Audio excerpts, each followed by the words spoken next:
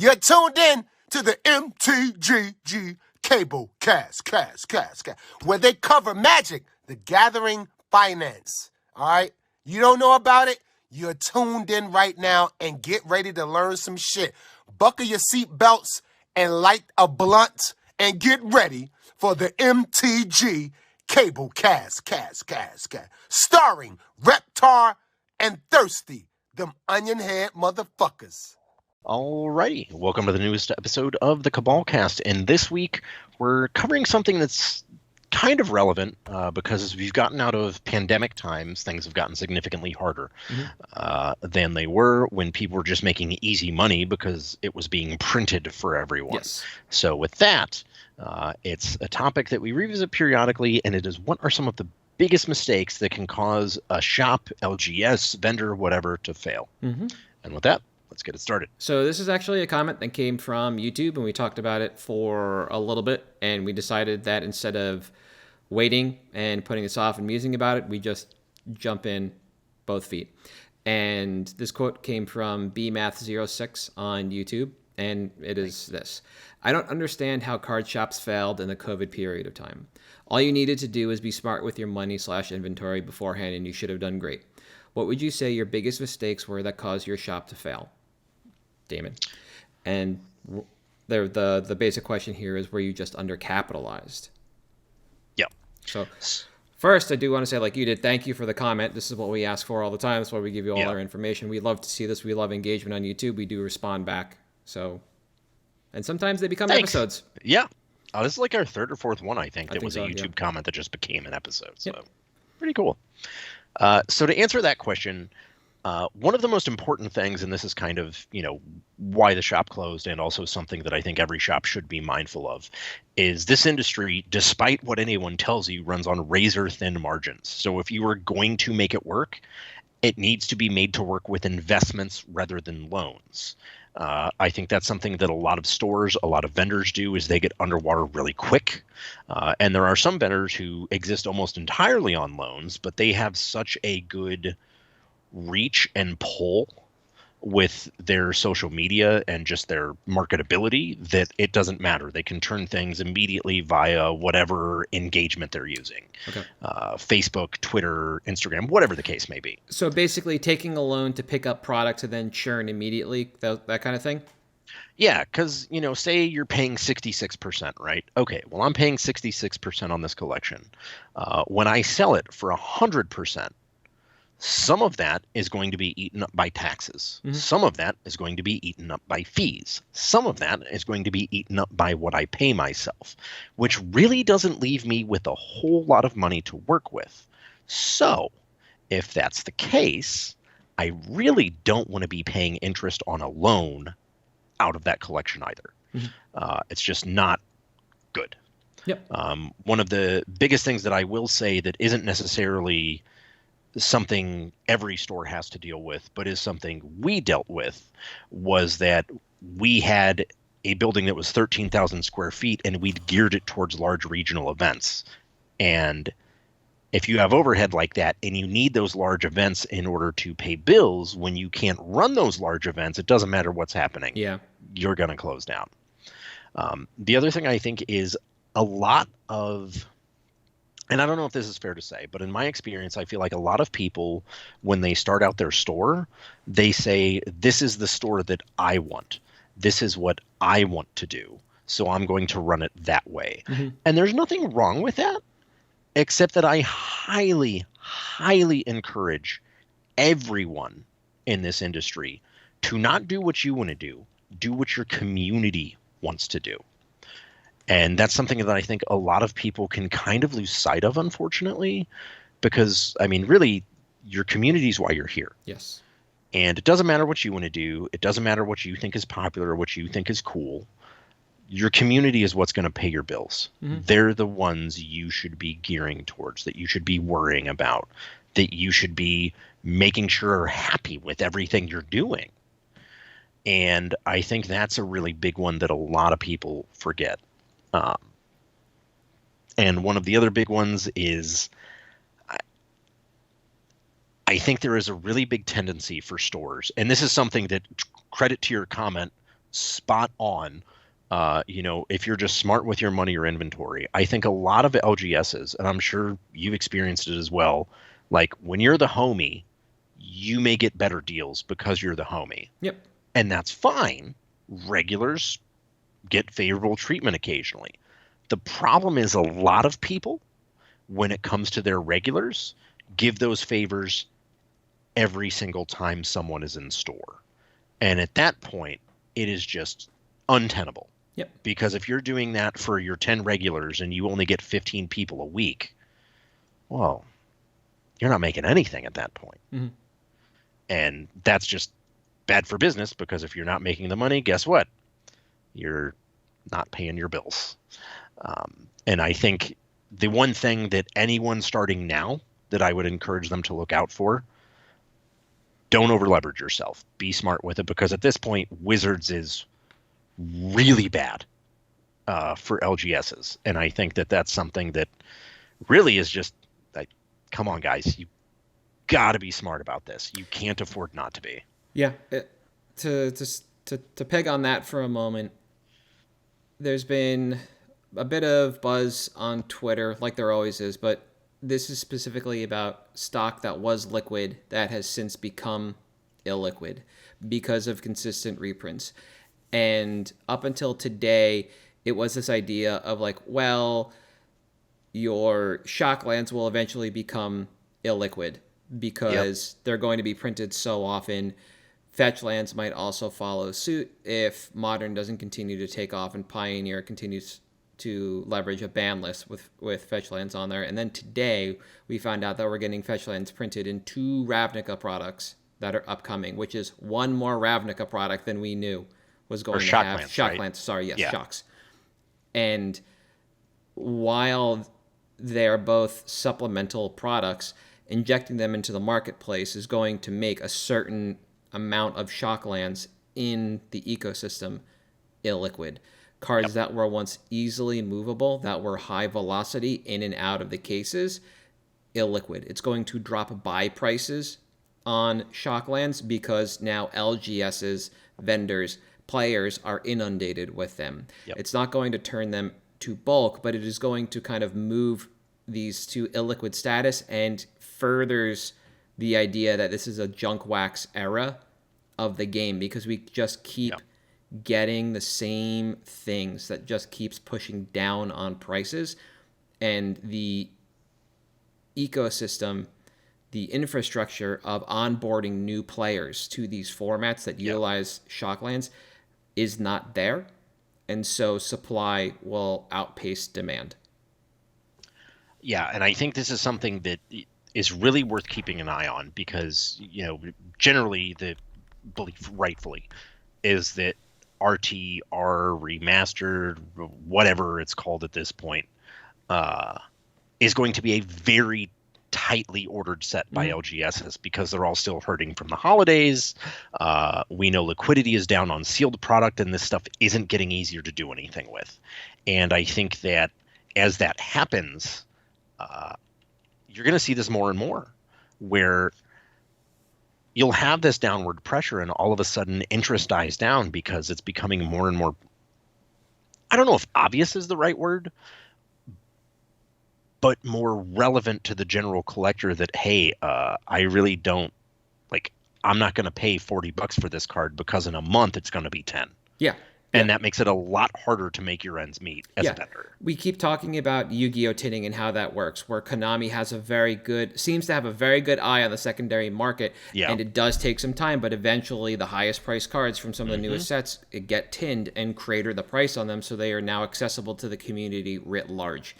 And while WotC isn't at that kind of cadence yet, they still want products in packs to sell those packs until they're either at the end of their print life cycle or no longer really selling while they are in print. Yeah. We're not going to see that kind of stuff, but they will look back and see what sells well consistently in supplemental products and push them into the ground, which means there's going to be a whole new slew of products to be pushed in supplemental. So anything that pops up in interest will eventually get tinned in time, and that's just the way it's going to be. Yeah. Which is huge for an LGS that wants to do, that thinks they want to do singles inventory. And that's not to speak of the issue that we have been seeing for a while now with variants and how to track those. That's only getting worse, I assume. But to look specifically at the store that you were working with that closed down, so what kind of ended or beget the beginning of the end for that store?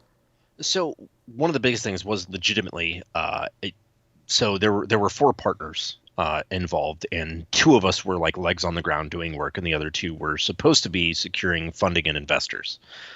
And it was very much a too many cooks in the kitchen situation where all four people had differing viewpoints on certain things, and we could just never come to a consensus.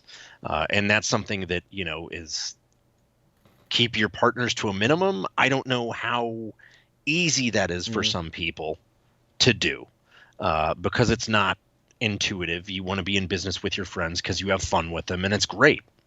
Absolutely, you should. But that was, I think, one of our mistakes. And the other thing, again, was we were so leveraged on big events. We had Jeremy's 10Ks, we did NAMI events, we had Warhammer, like 100-person tournaments that we would put on. And I think that was something that greatly led to it, because when we focused on that, we were kind of dropping the ball on the day-to-day stuff, keeping that TCG player churn going, keeping buys active, being able to properly leverage our employees for what they were good at.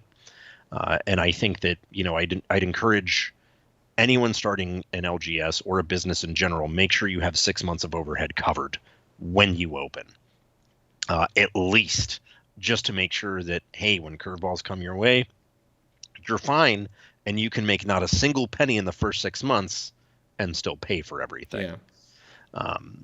I think that was a really big one. I also think we kind of spread ourselves thin. So that's basically what it sounds like. We had the card store there. We also had a film studio that rented from us, and we had a bar. And being able to coordinate between all three entities for everything that we had to do got to be kind of tedious. But there were also some really cool events there. So St. Louis has one of the bigger Mardi Gras in the country. It's usually number one or number two, right up there with New Orleans. Our last year, 2019, we had an Afro Man play a show for Mardi Gras. Nice. So there was like really cool stuff that happened there. Yeah. But it was, I think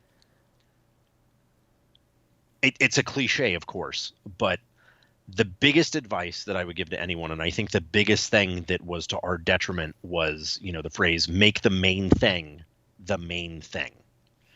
And trying to go too wide into too much at once, it's really easy to fail. Yeah. And you have to have all your ducks in a row before you can do that. And I think that's one, and I think also, he mentions he was part of a business that was directly linked to foot traffic and still survived.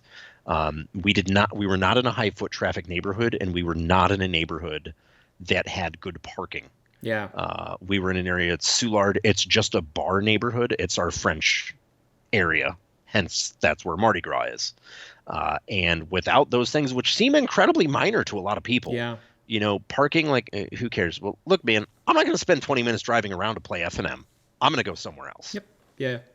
It's that easy. Or pay for parking. That is actually sometimes just a hurdle for people. And it's realistic, especially if you've got to pay by the hour. Exactly. And it's one thing if, this place stops after, 9 at night. Okay, cool. Whatever. It stops at 9. Yep. I'm not that, or 7, whatever. I'm not that worried about it. But if it keeps going, man, that can be kind of rough. Yeah. And I think that that's something a lot of people do overlook, is they don't necessarily think about, man, that's an extra $20 on top of my F&M fee. Yeah, exactly. Or doesn't feel good. Coming down for a Saturday to play an event. You lose people to that all the time. So it's like a lot of little things. And then I think, like you explained, the biggest thing seemed like you guys wanted to run before you had started to crawl, so to speak, where you had a lot of great ideas and the execution was in place, but you just didn't have the infrastructure set up properly yet. Yeah, I think that's a really good way to look at it. Yep. Yeah, when I was looking to open my store in the fall, just before COVID hit, we were more concerned about what our community would want and that we would not be able to serve them because the retail space that we had did not lend itself to having any kind of play space.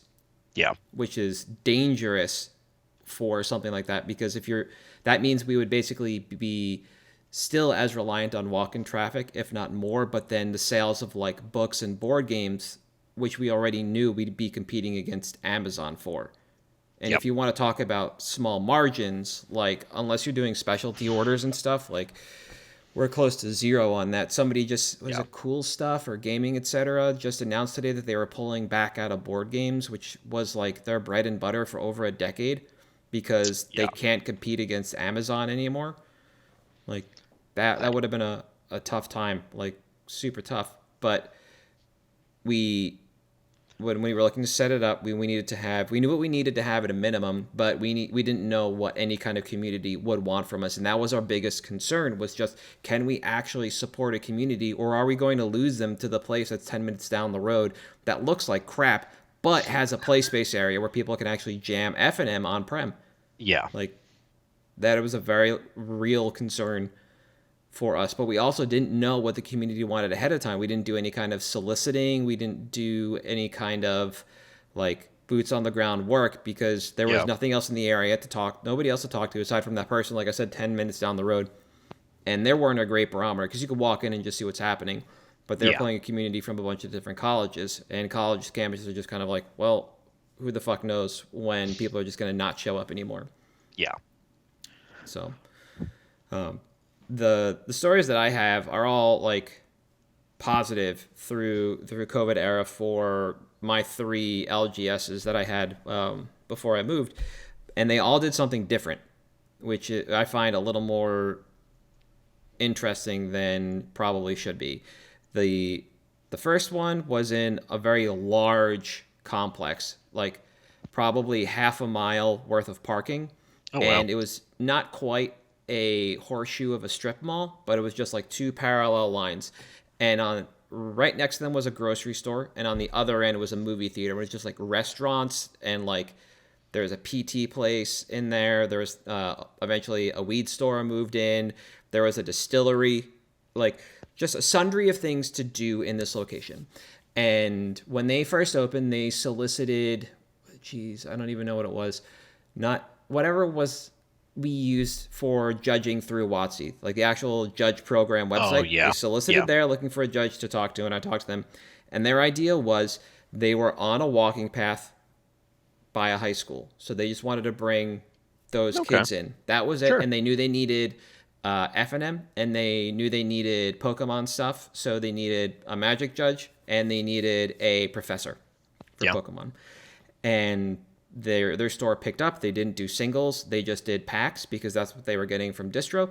And they were more a toy and hobby shop. You can go there and buy like model rockets, or you can buy like the little fidget toys that just pop, Lego sets and stuff, like $500 Lego sets. And they still do that after they move to a store that's got to be like 4 times the size of that. Their bread and butter, though, is toys. It's not, and never was, Magic or Pokemon. They just happened to do that. So when COVID hit, their online store went up. Vermont was still pretty lax when it came to walk-in traffic. They just shut down events and survived on their main thing, which was being a toy store. Another one was in our downtown area. They will survive no matter what, because they don't pay rent. Oh, must be nice. Yep, their founder owns a chunk of the block that their store is on. So it's all just moving decimals in a book. But they got rid of Magic singles years before COVID, because they were just tired of variants. Things are... it was shortly after we talked about this a little bit when we were looking at Pro Tour decks, after Origins, when standard decks were $500 again, because Fetchland's Jace runs Prodigy. They could not spare the overhead for an employee to just reprice Magic cards all day long. That's just not how much money that store was making. So they pulled back, sold everything, and went online to do business as usual and just sell TTRPGs and books. They just, like, their bread and butter has and will always be TTRPGs. Warhammer, everything, even down to D&D minis. They still have some of the original run of those kicking it on the shelf.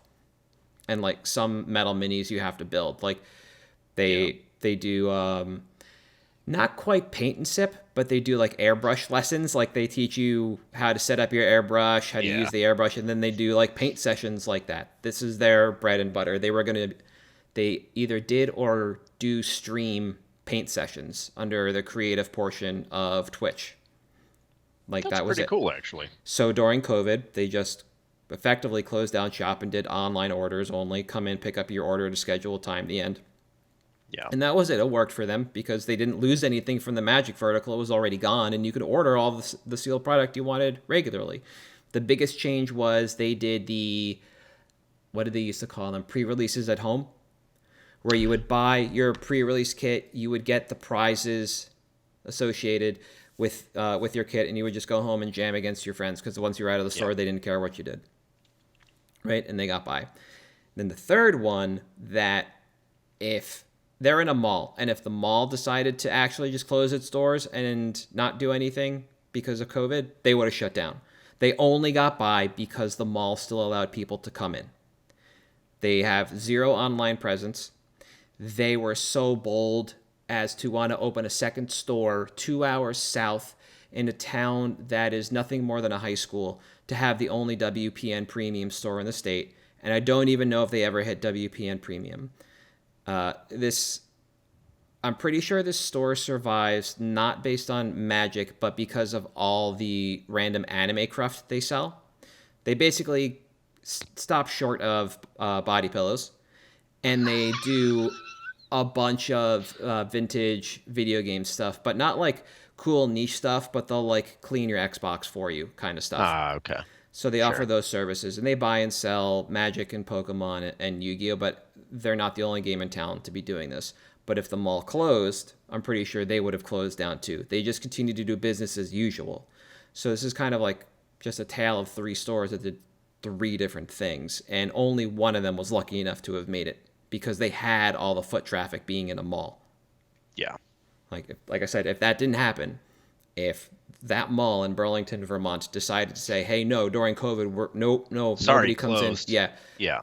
Then they would have gone as well. And for me, that's just kind of like anecdotally what I saw happen around me. And it seems like the move to online, what that second store did, was basically the way a lot of people moved. If they were already on TCG Player, cool. That's where the business continued to go. And then they did the pre-release stuff at home, sell sealed, business as usual, curbside pickup, what have you. Yeah. If you had the opportunity to do so. I know making SKUs was a huge pain in the ass for sealed. But other than that, that's kind of how they ran it. Yeah, I think one of the big things it's going to be a really interesting industry change because, For sure. You've been around long enough that you remember when stores being in malls was kind of like a driver. That's just where stores were. I remember Wizards of the Coast stores in malls. We used to have several of them in New Jersey growing up, and they're all gone. If you listen to the Receivables and Patrick Sullivan talks about going to Wizards of the Coast stores, it was the one in the Bridgewater Mall. I've been there. I bought Torment packs from there. It was a cool place. Gone. But yeah, you have that like guaranteed foot traffic, and as we've moved to more of an online marketplace, free parking and a food court, all of which are super important. Some of the best pre-releases I went to outside of the regional ones, rest in peace, I'll miss them forever, were legitimately just like in a mall. Yeah. Because it was usually in the literal food court. So you could just take a break and go get food, and it was just nice and convenient. And I think that, to the point of the episode, that is something that is criminally underrated in a lot of this industry, is how important convenience is to everything. Yes. The store I mentioned that was downtown, they bemoaned, and I'm pretty sure joined every single petition to the town of Burlington, Vermont, that said you cannot increase parking in this town. You cannot remove parking spots in this town. You cannot force more people downtown and not reduce the rates of parking. we will all lose business because you are dumb. And that's eventually what happened. People started to lose business, but tourism is tourism, and it's one of 3 towns you want to visit in the state anyway, so people will shell out for parking. But yeah, I miss that convenience. I miss the ability to get everything I want in one spot at an LGS. Yeah. At the pre-release where we're just in the food court. I'm just gonna hey man, Judge extension. I'm gonna go grab Sonic real quick. Yeah, the LGS that I have now is the LGS for Card Titan, who's putting on Eternal Weekend, and they're putting a whole ass cafe in there. I think the only thing that's holding them up is if you watch season 2 of The Bear. They do like the fire test and stuff like that. There's a ton of certifications you got to go through. I think they have the majority of those down, and I think they might want a liquor license. Not 100% on that. Good for them. Yeah, they have all the equipment in. It's just waiting on somebody from the town to come in. And the GM was basically telling the story when I was judging. It's like the exact same thing. They put everything in. The guy was like, nah, I can't do it. He comes in. He's like, wait a minute. I forgot something or you forgot something. So we got to push it out. And it's just what keeps happening. Yeah. But it's despite the fact that there are places to get food, it's an additional way to capitalize on an already captive audience. And it just offers a huge convenience to people because they know when they're going to be down there for an entire day of gaming. That's it.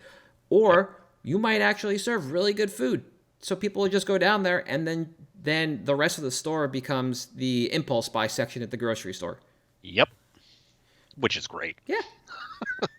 There is an amount of convenience. Yeah, the amount of convenience surrounding the store's location cannot be understated, but like you said, often is. Yeah. Truly is. It's your classic real estate location. It is so important. Yep. We had a brilliant spot lined up in one of the places we were looking at in Princeton, New Jersey. It was literally just outside the wrought iron gates of Princeton.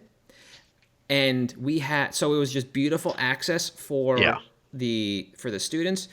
The corner of the block had espresso machines that looked like they were made from spaceship parts. And we were 3 doors down. We were first floor and subfloor. A room to play for 8 to 16 people or something like that. And upstairs it looked pretty decent. We could put tables up front. We could stream games, whatever we wanted. Inventory system was nice. It used to be a yarn store, so it had shelf space already and pegboard. Everything was set up for us. But the main concern was that the parking garage was exorbitantly pricey. So trying to bring people in that didn't go to Princeton was just a non-starter because they would have to pay so much just to access that lot that it was just not even close.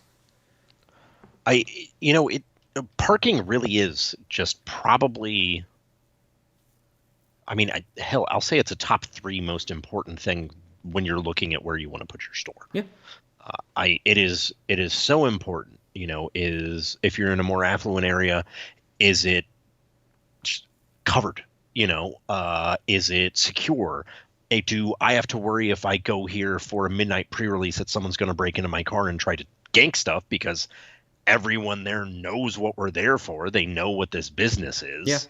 Yeah. And I think that's all stuff that, you want to feel safe and secure whenever you go to that LGS, and the ability to park somewhere that's convenient, nearby, and safe is pretty important, honestly. Yeah. All right. So before we go too off base, we talked about why the store that you worked at closed. We talked about a number of things that have led to store closures or issues opening stores. Some very important elements in the broad spectrum regarding stores, why they closed, without digging into financials, poorly leveraged employees, stock availability, etc., which is a whole other set of issues and episodes we can do.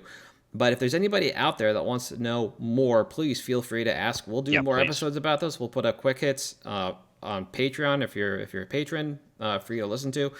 This stuff is super interesting for us to talk about. It's super fun because it offers an insight into the side of things that you don't usually get, or you get in 280 characters on Twitter and it's not that great. Not super informative, actually. It but turns out. we can just keep rabbit holing, and we're like halfway through the episode already, so I want to pull us out. Yes, sorry. So it's fine. No, I just don't want to get lost here. Like I said, this will be a 2-hour episode before we know it, and we got to pack both of us for Eternal Weekend. So yes, we do. Again, if there's more you want to know, feel free to reach out on Twitter, Facebook, in the Discord, YouTube, whatever. If you're going to Eternal Weekend, please, yeah. This is coming out after that, but hopefully you've talked to us. But picks. I think you went first last week, so I'll go. I did. You got it this time. Yeah. So I'm just going to talk about a big dopey artifact. So this week I'm looking at the literal Throne of Eldraine, which is a very difficult card to search for because it's named after a set, just like fucking Future Sight and Planar Chaos and Time Spiral. They did it again.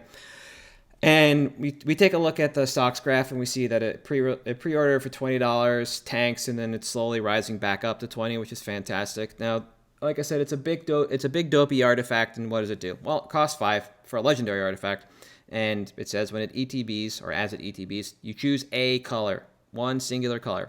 Then it has an activated ability. Tap it. Add 4 mana of the chosen color. Spend this mana only to cast mono-colored spells of that color.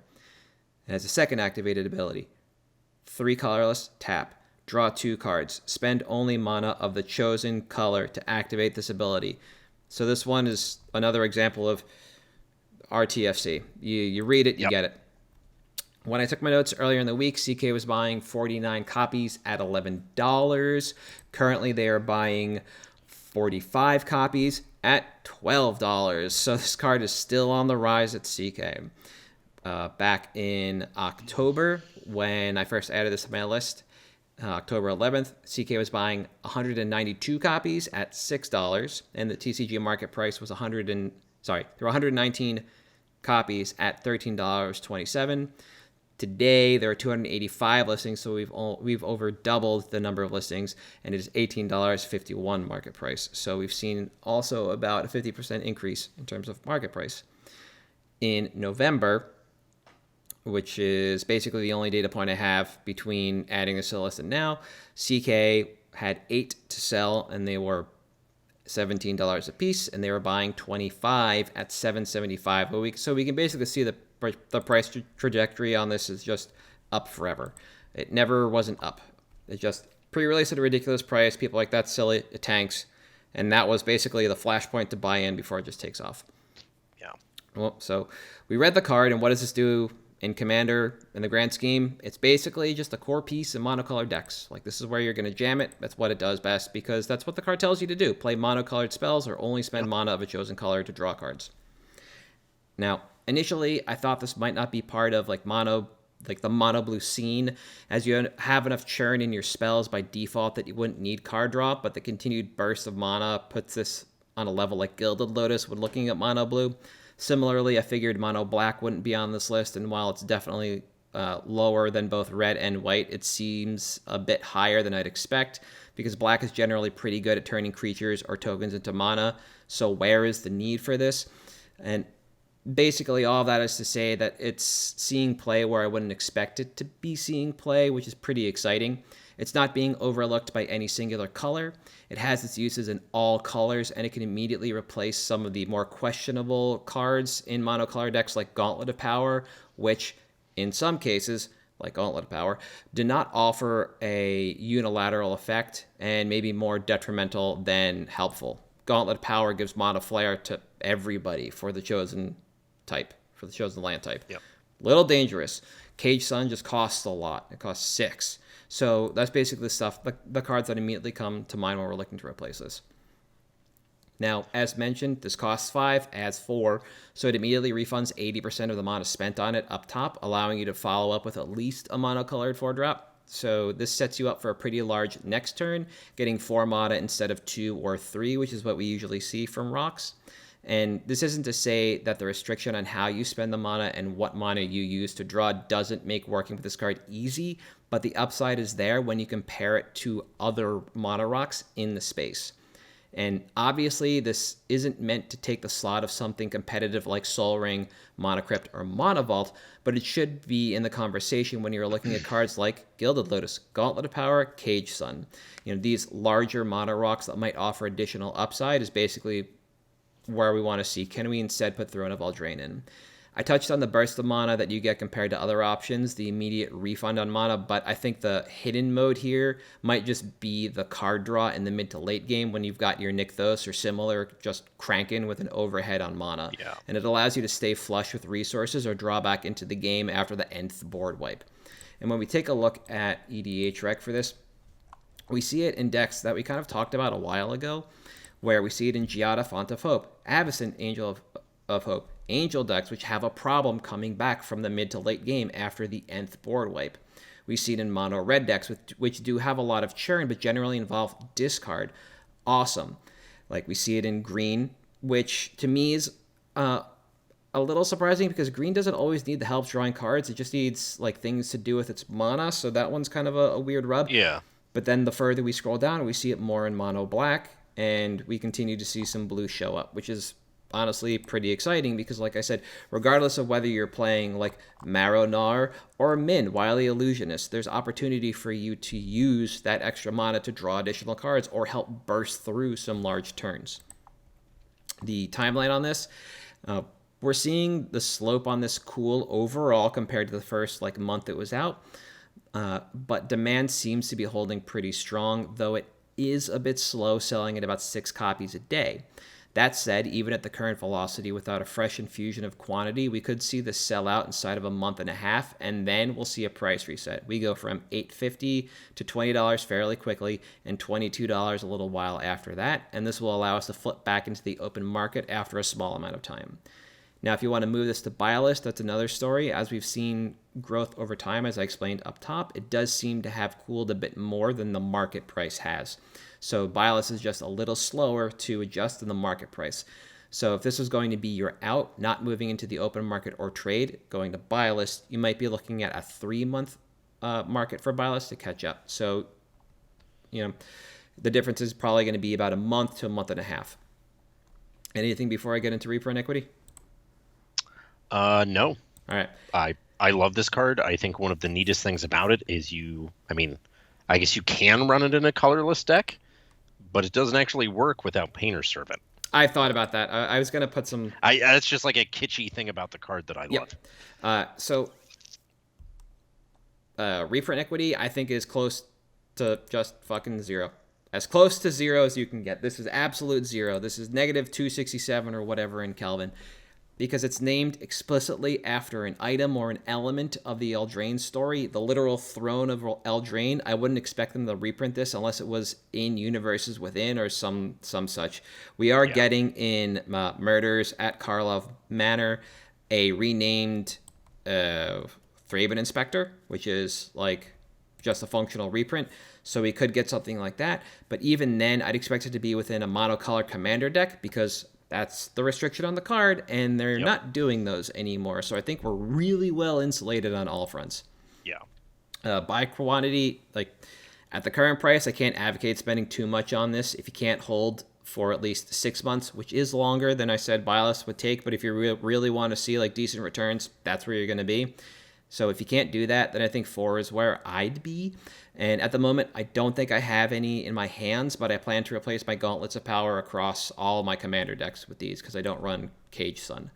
So if and when I do pick these up, which will probably be using my CK credit, they're just going right into commander. I'm not even moving these. I'm just going to actually play them in commander because I like what they do so much more than Cage Sun, than Gauntlet of Power, than Gilded Lotus, not Nyx Lotus. I think that one's also kind of out of the question here. I think that's way too powerful. Yeah.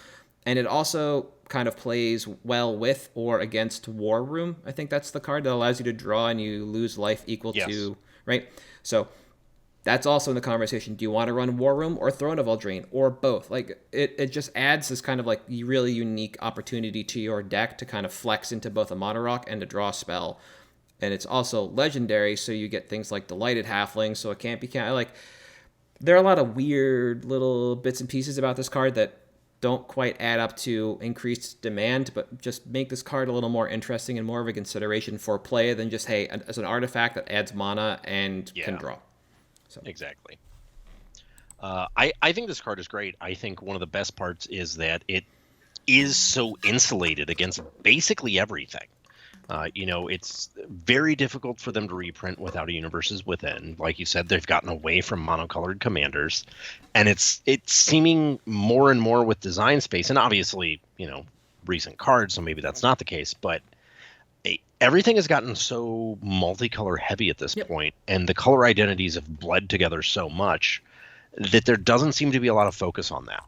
And I think that cards like this are the kind of thing that, because the design philosophy has shifted away from cards that make this good, this is going to be like wake up in 8 months and you're like, holy shit, when did Throne of Eldraine become a $30 card? Yeah.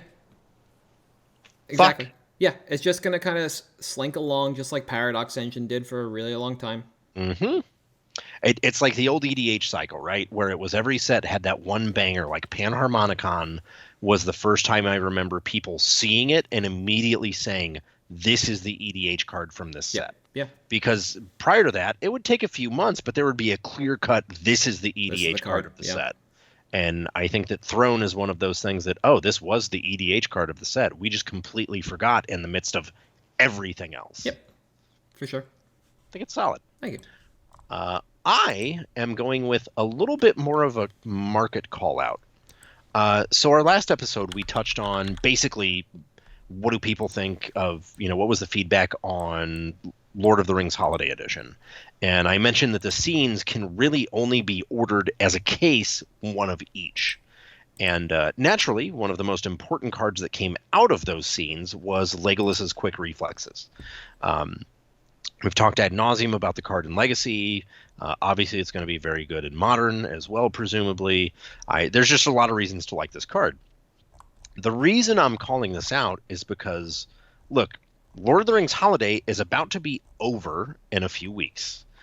There are still some copies of the scenes sitting at distro. But importantly, we are about to go into Eternal Weekend. Yep. Which is when everyone expects this card to make waves or at least appear on stream, maybe make a couple top 8 deck lists. We'll see. But I have every anticipation that when that happens, this card will start to go up and supply will dry up, not because it's not out, but because literally you just can't do anything with it. You can't get it because stores are going to pay, I think it's $60 or $70 for one scene with this card in it. Yeah. I'm sorry. That's not how it works. All right. It's not going to work like that. So this may see an exponential increase in price over the next couple months. And it's one that a lot of people have mentioned, financially was just a great idea. This card is great. I've also heard people say there's no reason this card should be $20. I think those people are idiots. This card will probably be $50 within the next 2 to 3 months, unless suddenly there is a massive influx of holiday scenes, or Wizard starts to just produce just this one scene that you can then order in mass. Yeah. But it's something that keep your eye on it. By quantity, obviously, it's a 60 card format card. I think there is a world where you can run this, obviously, in EDH, in CEDH even. Veil is a hell of a card. I think it is worth keeping an eye because this is the first time, I think in at least the last 6 months to a year, where there's a limited run card that actually feels like it's going to be limited because it was part of a holiday gift set. Yeah. And the holidays are almost over. Yep. I don't know. Just think people should keep an eye on it. It's going to go places, mostly up. Yes. No, I agree. The one thing I want to do is, so we've talked about this card, but I don't know if you've actually read it before. So it's a 1 green instant with split second. So basically it just can't be countered. And it says, there's caveats to that. But it says, untap target creature. Until end of turn, it gains hexproof, reach, and whenever this creature becomes tapped, it deals damage equal to its power to up to 1 target creature. Right? That is so good. Yeah. So the expectation that people had immediately, and what we saw was it slide into the lands deck in Legacy, because at the end of my opponent's turn, I make my 2020 Marital Age. I can protect it in a number of ways, and if they want to try and interact with me and make me sacrifice it during combat, well, I can just split second, or like try and kill it in combat, split second this. Val takes care of the sacrifice, generally speaking. Or people thought Infect might come back because of this, because now it gives your Infect creature hexproof. Reach, kind of. Yeah. Yeah. And hexproof, yeah. Exactly. The problem with both of those is that I believe you can still be targeted by Veil. No, you can't be. Okay, so you're not Veil. Sorry, Binding. Yeah, Binding. Yeah. Yeah. You can't Binding in response, but Binding still eats the creatures before or afterwards. So it's a pain in the... Binding's a different story compared to something like Swords. Yeah. And Infect never happened. So basically we're expecting at EWNA, which is not necessarily the EW we expect all the lands players to be at. Usually that's Japan. Yeah. Then we would see this card pop, but it seems like we've just kind of been hovering for the end of all EWs to really see what happens with this card. Yeah. One of the things to note, and this is what I was looking for while you were talking, Dark Depths is not on the EDH rec list for high synergy cards or anything with Legolas's quick reflexes. It seems like it's more just a protection piece for the most part. There are some chunky boys. The new Galta is on here because, that's a 12-12. But when we start looking at, like, what are high synergy cards, we get into weird things that have, like, little to no power. Like, people are just using it in Commander as a general protection spell, which is, that's fine. That's fine, yeah. Yeah. But you could definitely punch something out, Pretty hard. That's because, actually, it's a bite. Yeah, it's a bite, not a fight. So you can just, like, knock something out with this and then still swing in for infinity. And because it deals damage, that means that Death Touch will work. So you can Death Touch something off the board. And if you have not Lifelink, but weird Lifelink from Loxodon Warhammer or Armadillo Cloak, you can... God, love Armadillo Cloak. Yeah, they're not actually Lifelink, so they stack with Lifelink. You can still gain the life off of this. Like, there's a lot of weird and kitschy utility that this card is going to offer in the long term that isn't just protection in Commander. And so I do think this has the opportunity to make more of a splash there as well, rather than just being a constructed card. I think it's just going to take a lot longer because people are looking at this like yet another Veil of Summer. Yeah. Right? And I like the pick overall. I've got mine because, I play Legacy. Legacy, yeah. And I would recommend anybody who does play Legacy to have these. It's not like Lands is going to become... As soon as possible. Yeah, the best deck, and you don't need the Tabernacle for Lands. It is more eminently affordable as a deck than it has ever been because almost everything besides Sphere Resistance has been reprinted into the ground. Yeah. And I think it's just a worthwhile card to own as a player, not just somebody who's looking to flip this for money. At the end of the day, though, like you said, this is the card driving sales of that scene.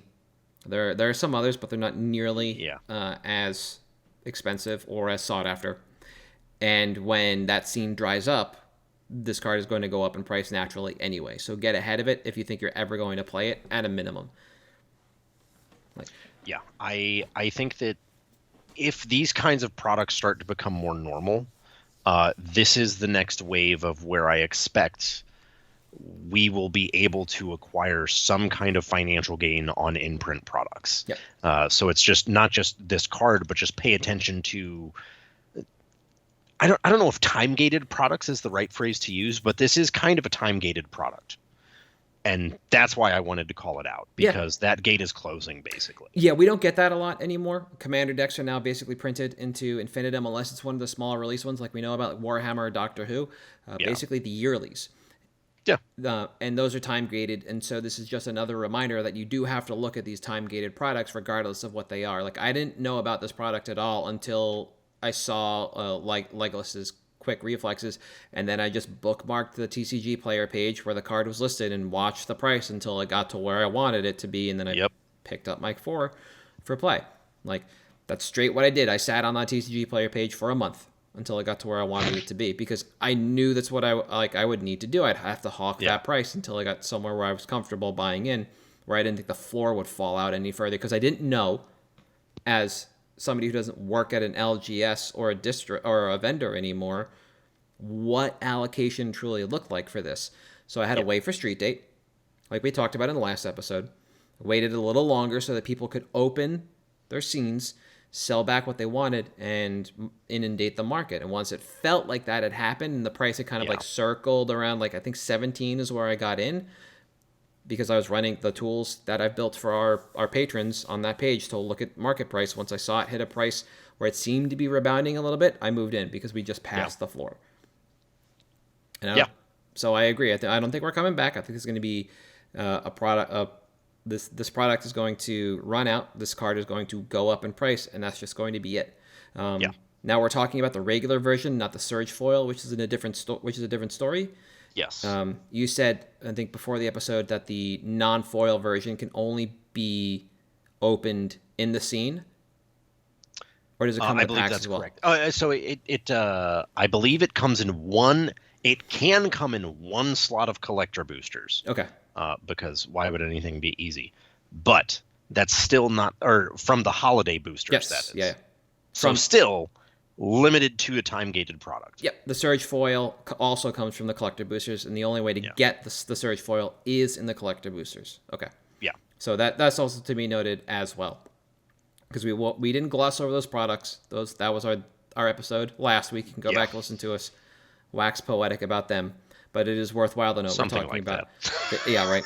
It only comes in borderless, because that's what you do. And the borderless version is in the scene as well as the collector boosters. Surge is only in collector boosters. So there we go. All right. Anything else before we wrap up? That'll do it. All right. So for at MTG Beancast on Twitter, Facebook, Patreon, and YouTube, I am at Halt. I am Reptar. You are? Not getting banned, because we're the Beancast and we don't listen, but I am at Damon_Thurston. We'll see you next week.